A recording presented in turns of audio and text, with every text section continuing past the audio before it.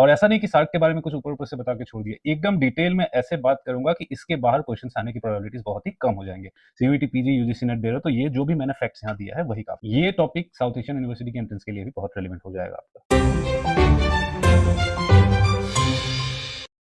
International relations के syllabus के अंदर एक बहुत ही एसेंशियल और एवरग्रीन टॉपिक निकलकर सामने आता है, वो है रीजनल कोऑपरेशन या रीजनल ऑर्गेनाइजेशंस। इसके रिगार्डिंग क्वेश्चंस 100% गारंटी हर एग्जामिनेशन में पूछे जा रहे हैं, चाहे आप सीयूटी पीजी दे रहे हो या नेट का एग्जामिनेशन दे रहे हो। तो आज कवर करेंगे सार्क के टॉपिक को, और ऐसा नहीं कि सार्क के बारे में कुछ ऊपर-ऊपर से बता के छोड़ दिए। एकदम डिटेल में ऐसे बात करूँगा कि इसके बाहर क्वेश्चन्स आने की प्रोबेबिलिटीज़ बहुत ही कम हो जाएँगे। पूरे वीडियो को देख लोगे तो ऑलमोस्ट आप कह सकते हो कि सारे एमसीक्यू क्वेश्चन्स को आप अटेम्प्ट कर पाओगे सार्क के रिगार्डिंग अगर कोई क्वेश्चन आपसे पूछता है। तो शुरू करेंगे कुछ बेसिक कॉन्सेप्ट्स अबाउट सार्क के बारे में, ठीक है? South Asian Association for Regional Cooperation, SAARC. इसका फुल फॉर्म तो नहीं पूछेगा, अब इतने भी बच्चे नहीं रहेंगे, इतना भी बेसिक क्वेश्चंस नहीं पूछेंगे, बट क्वेश्चंस पूछेंगे कि सार्क चार्टर डे कब हुआ था। तो सार्क चार्टर डे को हम कहते हैं कि जब दिसंबर 8 1985 में सार्क चार्टर साइन हुआ था ढाका के अंदर, उसी डेट को हम हर साल अब सार्क चार्टर डे के नाम से सेलिब्रेट करते हैं। तो कई बार क्वेश्चन ये पूछा जाता है, कई बार ये देखा गया है कि क्वेश्चन पूछते हैं कि सार्क चार्टर डे कब है बताओ, तो आपने टिक करना 8 दिसंबर।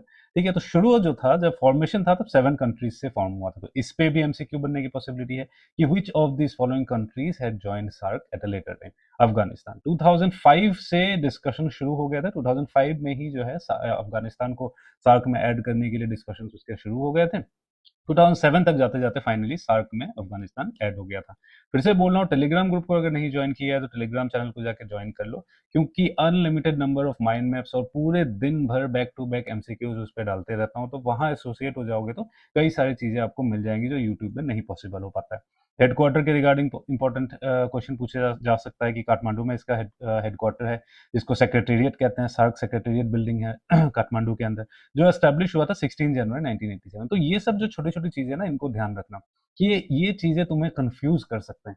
ऐसा नहीं है कि सार्क चार्टर जब दिसंबर 8 1985 को साइन हो गया था तो उसके ही दिन या उसी के अगले दिन जो है एक सेक्रेटेरिएट बन के तैयार हो गया था। नो, उस दिन डिसीजंस हुए थे। फर्स्ट सार्क समिट 1985 में इन सब चीजों पर डिसाइड किया गया था, और साल 2 साल लगने के बाद काठमांडू के अंदर उसका सेक्रेटेरिएट बन के तैयार हुआ था, और ऑफिशियली हम कहते हैं 1987 के 16 जनवरी से सार्क सेक्रेटेरिएट जो है वो ऑपरेशनल है।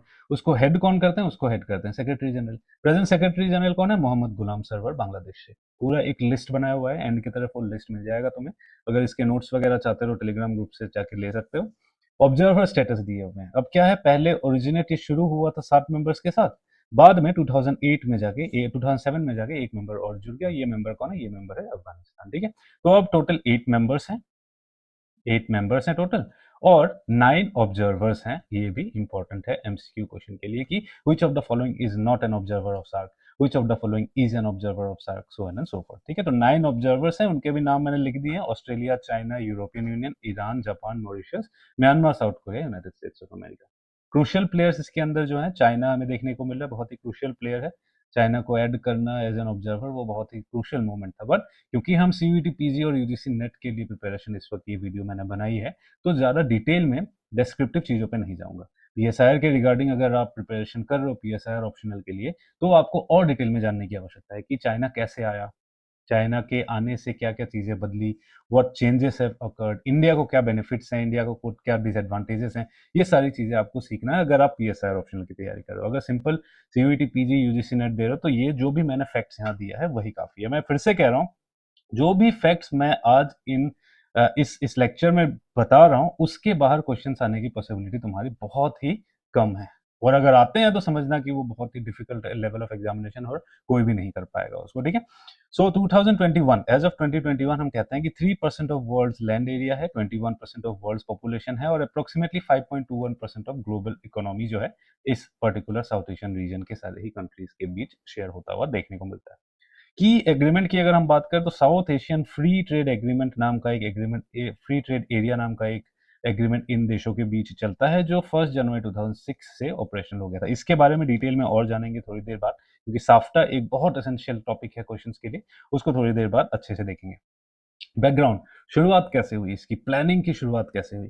इसकी शुरुआत जो है पहले से ही होना शुरू हो गया था कि जब Jawaharlal Nehru for example India में थे, और इंडिपेंडेंस के बाद की जो बिल्कुल फॉर्मेटिव लीडरशिप थी, सारे ही कंट्रीज लगभग एक ही टाइम पे इंडिपेंडेंट हुए थे या डीकोलोनाइज हुए थे 1 साल 2 साल के गैप में। तो उसी वक़्त जो है ये आस-पास के कंट्रीज ने सोचना शुरू किया था कि हमें एज़ अ साउथ एशिया अपनी आइडेंटिटी को बनाने की कोशिश करनी है। हमें साथ में खड़े रहना है, वर्ल्ड पॉलिटिक्स में अगर अपना रेलेवेंस को हम एस्टैब्लिश करना चाहते हैं, तो एज़ ए कलेक्टिव हमें खड़े रहने की आवश्यकता है। इस बात को इमीडिएटली आफ्टर डीकोलोनाइज़ेशन सारे ही देश कुछ न कुछ स्मॉल या लेस मैग्नीट्यूड में समझने लगे थे और इसके बारे में बातचीत शुरू कर दी थी। तो एशियन रिलेशंस कॉन्फ्रेंस हुआ था 1947 दिल्ली में, बहुत ही एक फेमस कॉन्फ्रेंस है। इसके ऊपर और भी लेक्चर्स बनाऊँगा मैं, जब मैं एशियन रीजनलिज़्म के ऊपर टॉपिक लेकर आऊँगा, तो उसपे और भी बात करूँगा अबाउट एशियन रिलेशंस कॉन्फ्रेंस। 1915 में फिलीपींस में कॉन्फ्रेंस होता है, उसमें भी इस बात को उठाया जाता है। फिर कोलंबो पावर्स का कॉन्फ्रेंस है 1954 श्रीलंका में, उस कॉन्फ्रेंस में भी इसे इसे उठाया जाता है। तो इस तरह से चलते-चलते फाइनली हम 1985 तक जाते-जाते सार्क के फॉर्मेशन की तरफ आगे बढ़ते हैं। इसमें जो मेजर रोल था, एक बहुत ही इनिशिएशन में शुरुआत के वक़्त बहुत ही मेजर रोल प्ले किया था बांग्लादेश के प्रेसिडेंट जियाउर रहमान ने, ठीक है? ये सारी ही कंट्रीज़ जो साउथ एशिया के उस वक़्त थे, उन्होंने देखा था आसियान की तरक्की को। ठीक है? जो कि नेबरिंग एक रीजनल ऑर्गेनाइजेशन है, हमसे बहुत ज़्यादा दूर नहीं है, टुवर्ड्स ईस्ट ऑफ इंडिया हम देखते हैं ये सारी जो आसियान के मेंबर्स हैं, वहाँ एक रैपिड ग्रोथ होते हुए सारे ही साउथ एशिया के लीडर्स ने देखा था और उससे वो इंस्पायर होते थे कि हमारे ही जैसे छोटे-छोटे देश हैं, इनफैक्ट हमसे भी इंडिया वगैरह से तो छोटे ही देश हैं कई सारे साउथ ईस्ट एशिया के। वो लोग एक साथ मिल के इतना बढ़िया ग्रोथ कर रहे थे और अमेरिकन वेस्टर्न मॉडल्स के सामने एक अल्टरनेटिव क्रिएट करने की कोशिश कर रहे थे। उन सब चीज़ों से काफ़ी इंस्पायर्ड तो थे ही साउथ एशिया के लीडर्स। पर ये जो जियाउर रहमान थे, वो पर्सनली ज़्यादा इंटरेस्टेड हो गए क्योंकि उन्होंने एक बार पहले आसियान के मेंबरशिप के लिए कोशिश भी करी थी। उन्होंने ट्राई किया था 1971 में जब बांग्लादेश लिबरेट हुआ, इंडिपेंडेंट हुआ, बांग्लादेश ने कोशिश करी क्योंकि Bangladesh also had a very prospectful economy, काफ़ी काफ़ी प्रॉमिसिंग एक इकोनॉमी बांग्लादेश में था और इनफैक्ट आज भी है। All those political disturbances, political turmoils अगर उनको हम साइड कर दें तो in terms of natural resources, in terms of availability of labour force, in terms of availability of fertile soil काफ़ी प्रॉमिसिंग हो सकता है बांग्लादेश, ठीक है? तो इसीलिए बांग्लादेश ने कोशिश किया था कि आसियान के साथ मैं जुड़ जाता हूँ और आसियान के साथ कुछ करने की कोशिश करता हूँ। बट अनफॉर्चुनेटली वो हो नहीं पाया। तो इसीलिए जियाउर रहमान ने जो है ज़्यादा प्रमोट किया, ज़्यादा फोकस किया ऑन साउथ एशियन रीजनलिज़्म और सार्क को उन्होंने पुश करना शुरू किया। तो ये था उसका बैकग्राउंड। अब एमसीक्यूज़ के लिए रेलेवेंट एरिया पे हम पहुँच जाते हैं कि ये कहानियों पे तो एमसीक्यू नहीं पूछे जाएँगे। और स्पेशली और मोस्ट मोस्ट इम्पोर्टेंटली अगर सीयूईटी, पीजी या यूजीसी नेट दे रहे हो तो इन कहानियों पे तो नहीं पूछे जाएँगे, फैक्चुअल चीज़ें पूछी जाएँगी। ये टॉपिक साउथ एशियन यूनिवर्सिटी के एंट्रेंस के लिए भी बहुत रेलेवेंट हो जाएगा आपका, ठीक है? सो स्पेशलाइज्ड बॉडीज के बारे में बात करते हैं। क्वेश्चन पूछे जाएंगे कि which of the following is not a specialised body, which of the following is a specialised body, which ये फॉलोइंग स्पेशलाइज्ड बॉडीज के हेडक्वार्टर्स को मैच करो, स्पेशलाइज्ड बॉडीज को क्रोनोलॉजिकली अरेंज करो फॉर्मेशन के, इस तरह के क्वेश्चंस पूछेंगे तुमसे। तो इस स्लाइड को ध्यान में रख लेना है। स्पेशलाइज्ड बॉडीज का क्या मतलब है? वो बॉडीज है जो अपने रेस्पेक्टिव गवर्निंग बोर्ड्स के थ्रू मैनेज होंगे, ऑपरेट होंगे। इन सबको मैंडेट दिया जाएगा, इन सबको पावर दिया जाएगा कि आप लोग अपने लिए सेपरेटली जो है गवर्निंग बॉडीज बनाइए। हम सार्क वाले जो है, सार्क सेक्रेटरीट आपके पीछे नहीं पड़ा रहेगा हर टाइम। आप थोड़े से ऑटोनोमस काइंड ऑफ बॉडीज हैं ये सारे और इनको कहा गया है कि आप अपना गवर्निंग बॉडी बनाइए, अपने डिसीजंस अपने हिसाब से लीजिए। सारे देशों के रिप्रेजेंटेटिव्स को लेकर आइए, सबसे मिल के जो है एक आप गवर्निंग बोर्ड बनाइए और उस हिसाब से अपना फंक्शनिंग को अपने ध्यान रखिए, हम बार-बार आपके पीछे नहीं पड़ेंगे। तो उस तरह की 4 स्पेशलाइज़्ड बॉडीज़ की अगर हम बात करें तो सबसे पॉपुलर आज की डेट पे है South Asian University. In fact SAARC के सारे ही ऑर्गेनाइजेशंस में, सारे ही इंस्टीट्यूशंस के अंदर अगर सबसे टेंजिबल और सबसे फंक्शनल अगर कोई इंस्टीट्यूशन देखने को मिलता है तो that is the South Asian University and I am very lucky to be an alumni of the South Asian University. ठीक है, सो 2010 में न्यू दिल्ली में ये एस्टैब्लिश हुआ था, अब इसका परमानेंट कैंपस भी बन चुका है। इसके एंट्रेंस एग्जामिनेशंस भी आप लोग चेक कर सकते हो, MA in international relations offer करते हैं ये लोग। सार्क डेवलपमेंट फंड एसडीएफ जो कि भूटान थिम्पू में बना हुआ है, 2010 में ये स्टार्ट किया गया था। सार्क आर्बिट्रेशन काउंसिल, सार्क को कहते हैं, इस्लामाबाद पाकिस्तान में 2007 में इसको इसको शुरू किया गया था और South Asian Regional Standards Organisation SARSO, जिसको ढाका बांग्लादेश में 2011 में शुरू किया गया। तो याद रखने के लिए शॉर्टकट है सरको सरसो, ऐसे यू तो याद रहेगा ही क्योंकि यूनिवर्सिटी है, कंप्लीटली यूनिक है और डेवलपमेंट फंड भी याद रहेगा क्योंकि ये भी थोड़ा सा नाम वाइज यूनिक है। ठीक है, एमसीक्यू क्वेश्चंस में अगर आता है तो आप इस पर्टिकुलर लॉजिक से आंसर कर सकते हो कि एक तो यूनिवर्सिटी है, बिल्कुल यूनिक है, ये हो ही सकता है ही।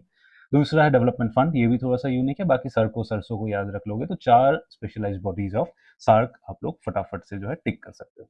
आगे बढ़ते हैं रीजनल सेंटर्स। ठीक है, रीजनल सेंटर्स क्या है? डायरेक्टली सार्क के गवर्नमेंटल इंस्टीट्यूशंस ही है ये डायरेक्ट सार्क के ही एक्सटेंशन है और सार्क के लिए ही काम करते हैं ये लोग। ठीक है, सेपरेटली ऐसा कुछ स्पेशलाइज्ड बॉडी नहीं है, ये सार्क के ही जो है ये ब्रांचेस हैं। ठीक है, ये सार्क है, लगा लो, सार्क के ही जो है ये एक्सटेंशन है। ठीक है, इसी के अंदर के ये एक्सटेंशन हैं। बट स्पेशलाइज्ड बॉडीज क्या है? अलग अलग से बने हुए 4 अलग अलग से बने हुए ऑटोनोमस इंस्टीट्यूशन है ये। ठीक है, तो सार्क के रीजनल सेंटर्स कितने? 11 रीजनल सेंटर्स हुआ करते थे एक टाइम पे, बट अब जो है काफी ज्यादा स्ट्रीमलाइन कर दिया गया है। यूजलेस जो बिना मतलब के कुछ बने हुए थे, बहुत ज्यादा जिनका काम नहीं था, उन सारे ऑर्गेनाइजेशंस को या तो एबॉलिश कर दिया गया या फिर मर्ज करके एक सिंगल बना दिया गया। जैसे for example SAARC disaster management centre जो है, इसके अंदर और 4 पहले के एग्जिस्टिंग ऑर्गेनाइजेशन जैसे कि कोस्टल डेवलपमेंट, इस तरह के ऑर्गेनाइजेशन थे, मेटेरोलॉजिकल डिपार्टमेंट, इस तरह की चीजें थी सार्क के। इन सबको मिला के जो है सार्क डिजास्टर मैनेजमेंट सेंटर बना दिया गया है। तो टोटल शुरू में 11 थे, इस वक्त फंक्शनिंग 5 है। बहुत एसेंशियल है एमसीक्यू क्वेश्चंस के लिए, इनके फुल फॉर्म्स, इनके हेडक्वार्टर्स और इनके ईयर्स ऑफ फॉर्मेशन। तो क्रोनोलॉजिकली लगभग मैंने यहाँ देने की कोशिश करी है, थोड़ा सा प्लस माइनस ऊपर नीचे थोड़ा सा आपको मिल सकता है। सार्क एग्रीकल्चरल सेंटर खूब इंपॉर्टेंट है, कई बार क्वेश्चन पूछा जा चुका है बहुत एग्जाम्स में, बहुत सारे एग्जामिनेशन में। सीयूटी पीजी तो एक नया एग्जाम है, बट यूजीसी नेट वगैरह या साउथ एशियन यूनिवर्सिटी के एंट्रेंस एंड सॉल्व में ये सारे क्वेश्चन पूछ लेते हैं। ढाका बांग्लादेश में 1988 में इसको फॉर्म किया गया था। उसके बाद अगर क्रोनोलॉजी के लिए जाए तो एक ये नीचे है, मेरे से थोड़ा सा नीचे को रह गया ये, इसको आप ऊपर लिख के रख सकते हो। सार्क टीबी या एचआईवी एड्स सेंटर सैट, जो कि भक्तापुर नेपाल में है, 1992 में फॉर्म किया गया था। 2006 में सार्क एनर्जी सेंटर इस्लामाबाद, इस पे भी क्वेश्चन कई बार पूछ लेते हैं। 2006 सार्क कल्चरल सेंटर 2009 कोलंबो और SAARC disaster management centre 2016 Gandhinagar Gujarat. Chronologically arrange करने के, इसके ऊपर क्वेश्चन पूछने की बहुत ज्यादा पॉसिबिलिटीज रहती है, तो इनको ईयर वाइज बढ़िया से ध्यान रखना। आगे चलते हैं। अब कुछ एपेक्स बॉडीज हैं सार्क के, जो सार्क के डायरेक्ट गवर्नमेंटल इंस्टीट्यूशंस तो नहीं है, ये सारे non governmental institutions, non governmental organisations या एसोसिएशंस होते हैं, बट सार्क ने इन्हें रिकॉग्नाइज किया हुआ है एज ए विंग। ठीक है, अपने ही एक विंग की तरह इनको रिकॉग्नाइज किया गया है। तो इनमें कौन से हैं? 6 एपेक्स बॉडीज है, ध्यान रखने की बात है। तो एमसीक्यू के लिए ये भी बहुत ज्यादा पॉसिबिलिटी है कि which of the following is or is not an apex body of SAARC. ठीक है, तो SAARC chamber of commerce and industry, SCCI, ये सबसे पहला रिकॉग्निशन पाया था 1992 में। पहला ये ऑर्गेनाइजेशन या एसोसिएशन था जिसको सार्क ने रिकॉग्निशन दिया था कि तुम एक हमारे एपेक्स या ऑर्गन हमारे बन सकते हो। हमारे ऑर्गन नहीं हो, तुम नॉन गवर्नमेंटल ऑर्गेनाइजेशन हो, तुम सेपरेटली फंक्शन करोगे, बट हम तुम्हें मान्यता देंगे, हम तुम्हें रिकॉग्नाइज करेंगे as an apex body within the framework of SAARC. ठीक है, ये सबसे पहले था। अब आगे चल के South Asian Association for Regional Cooperation, SAARC law बना 1994 में। ठीक है, सार्क लॉ भी जो है लॉयर्स का एक नॉन गवर्नमेंटल एसोसिएशन ऑर्गेनाइजेशन है जिसको सार्क ने रिकॉग्नाइज किया हुआ है। फिर साफा अकाउंटेंट्स, फेडरेशन ऑफ अकाउंटेंट्स है, 1984 में ये बन गया था, ध्यान रखना। 92 और ये 84, इसमें थोड़ा सा कंफ्यूजन हो सकता है, तो दोबारा सुन लेना। 1992 में क्या है, सार्क चैम्बर ऑफ कॉमर्स को जो है डायरेक्टली रिकॉग्नाइजेशन या रिकॉग्नाइज कर लिया था सार्क ने as an apex body.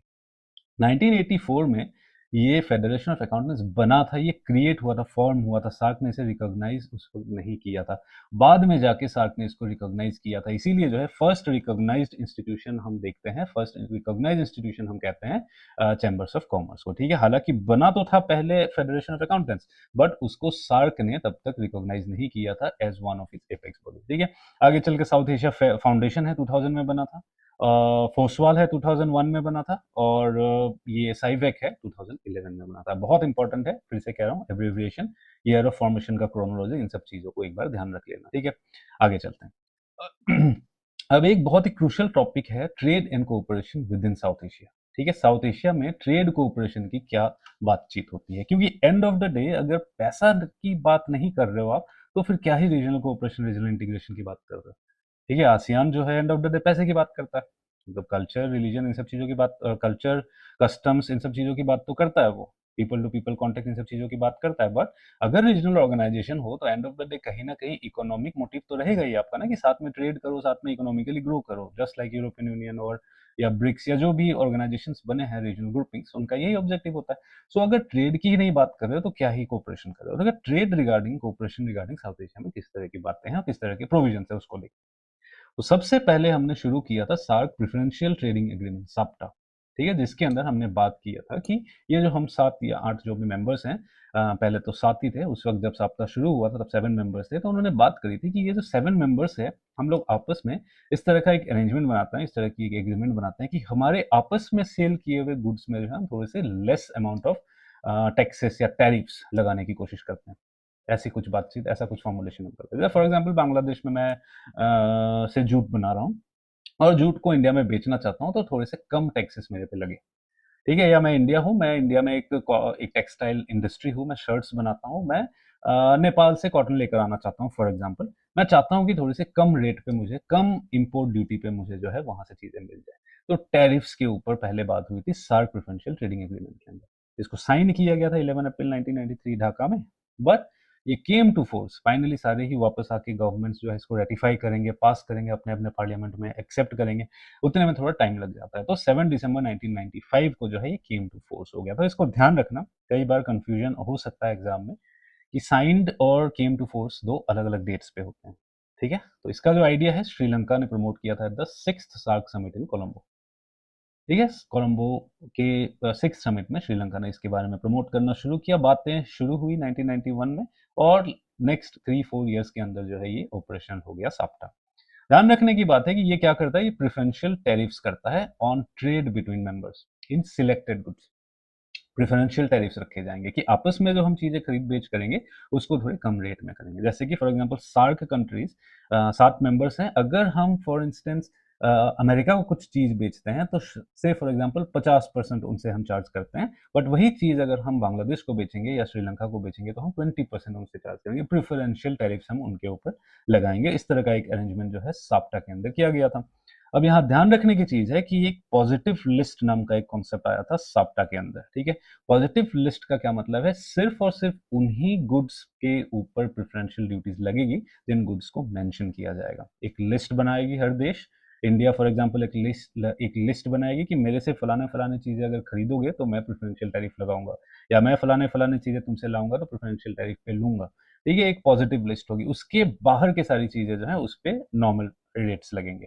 Preferential rates सिर्फ और सिर्फ पॉजिटिव लिस्ट के ऊपर लगेगा। और ध्यान रखने की बात है कि ये स्ट्रिक्टली ट्रेड इन गुड्स के बारे में बात करता है, does not include services. Service provide करते हैं एक देश के सिटीजन दूसरे देश में, एक देश की कंपनी दूसरे देश में जाके, वो सारी चीजें इस पे इंक्लूडेड नहीं थी, ठीक है। और ओवर द टाइम इसको रिप्लेस कर दिया है साफ्टा ने, ठीक है, South Asian free trade area SAFTA, जो कि 6 जनवरी 2004 को साइन किया गया था और 1 जनवरी 2006 को फोर्स में आ चुका था, ऑपरेशनल हो चुका था, ठीक है। Currently regional trade in south Asia को जो है साफ्टा ही मैनेज करता है, साफ्टा ही गवर्न करता है। इस पे ध्यान रखने की जरूरत है, इसमें ध्यान रखने की वाली बात है कि ये नेगेटिव लिस्ट पे काम करता है, साप्टा पॉजिटिव लिस्ट पे काम करता था कि जिन चीजों के बारे में बताया जाएगा सिर्फ उन्हीं चीजों पे प्रेफरेंशियल टैरिफ लगेगी। बट साफ्टा में उल्टा है कि जिन चीजों के बारे में नहीं बताया जाएगा उन चीजों को छोड़कर बाकी सब में जो है प्रेफरेंसेस मिलेंगे साउथ एशिया के कंट्रीज को, ठीक है। नेगेटिव लिस्ट है, जो नहीं हो पाएगा उसको सिर्फ लिस्ट किया जाएगा। और साप्टा के केस में पॉजिटिव था, जो हो पाएगा जिसपे टैरिफ्स कम लगेंगे उन्हें मेंशन किया गया था। साफ्टा में जो नहीं हो पाएगा, जिनको नहीं करना है, उनके ऊपर उनको मेंशन किया गया है, ठीक है। तो जिसको मेंशन किया है उसके अलावा सारी चीजों पे साफ्टा के अंदर जो है आपको प्रेफरेंसेस मिल जाएंगे। तो कुछ चीजों को रेस्ट्रिक्ट किया गया था, एक सेंसिटिव लिस्ट बना के लेकर आया, फिर सारे ही देशों ने सेंसिटिव लिस्ट बनानी शुरू की। इंडिया ने फॉर एग्जांपल टोबैको, अल्कोहल, ऐसे चीजों को नेगेटिव लिस्ट में रख दिया कि अल्कोहल और टोबैको अगर कोई दूसरा कंट्री बाहर से बेचना चाहेगा इंडिया को तो उसे कोई भी रिलैक्सेशन नहीं मिल पाएगा साउथ एशिया के कंट्रीज को। एक एग्जाम्पल मैं दे रहा हूँ, उसके अलावा बाकी चीजें जो हैं उसके ऊपर आप प्रेफरेंशियली ट्रेड कर सकते हो। बांग्लादेश से कोई सामान बांग्लादेश की कंपनी इंडिया को बेचना चाहता है, प्रेफरेंशियल हम ट्रीटमेंट उसको देंगे, except these things that we are mentioning. Alcohol हो सकता है, टोबैको हो सकता है, जूट हो सकता है, वो लिस्ट हम नहीं जाएंगे उसके ऊपर क्योंकि ये इतनी हमारे लिए रिक्वायर्ड नहीं है, ठीक है। नेक्स्ट इंपॉर्टेंट थिंग है कि साफ्टा भी जो है सिर्फ और सिर्फ ट्रेड इन गुड्स को ही कवर कर रहा है, सर्विसेज को साफ्टा भी नहीं कवर करता। फाइन। इसीलिए आगे बढ़ के हमें एक और एग्रीमेंट की आवश्यकता पड़ी जिसे हम कहते हैं साटिस, जो कि है SAARC agreement on trade in services, SATIS. इसकी हमें रिक्वायरमेंट पड़ी क्योंकि इसके जो प्रेडेसेसर्स जो थे 1993 का साप्टा और 2006 का साफ्टा, ये दोनों ही सिर्फ और सिर्फ ट्रेड इन गुड्स के बारे में बात कर रहे थे। अब सर्विसेज के लिए इसीलिए हमने 2010 में इसको साइन किया है भूटान में, और 2012 में ये ऑपरेशनल हो गया है, जिसे हम कहते हैं साटिस, जिसके थ्रू हम एक्सचेंजेस इन सर्विसेज के ऊपर बात कर सकते हैं। और और इसके ये वंस अगेन साटिस जो है पॉजिटिव लिस्ट के ऊपर काम करता है कि सिर्फ उन चीजों पे ही रिलैक्सेशन मिलेगी जिनका नाम मेंशन किया हुआ है लिस्ट के अंदर, बाकी किसी पे नहीं मिलेगा।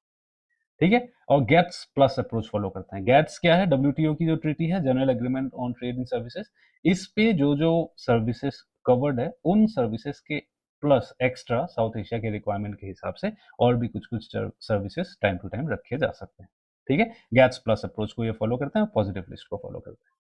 ठीक है, चारों ही मोड्स ऑफ इंटरनेशनल सर्विसेज को इस पे कवर किया जाता है। इंटरनेशनल सर्विसेज चार तरीके से प्रोवाइड किए जा सकते हैं। एक तो क्रॉस बॉर्डर सप्लाई, कि आपके देश की कंपनी है, आपके देश में ही सिचुएटेड है, बट सर्विसेज जो है बांग्लादेश या श्रीलंका में भी प्रोवाइड करती है। जैसे कि फॉर एग्जांपल कोई बैंक, ऑनलाइन बैंकिंग हो सकती है, पीएनबी हो गया या बीओबी हो गया, बैंक ऑफ इंडिया हो गया, श्रीलंका में जो है यूपीआई फैसिलिटीज प्रोवाइड कर रही है, या श्रीलंका में ऑनलाइन बैंकिंग फैसिलिटीज प्रोवाइड कर रही है, तो वो आगे आपके इस पर्टिकुलर सेगमेंट के अंदर।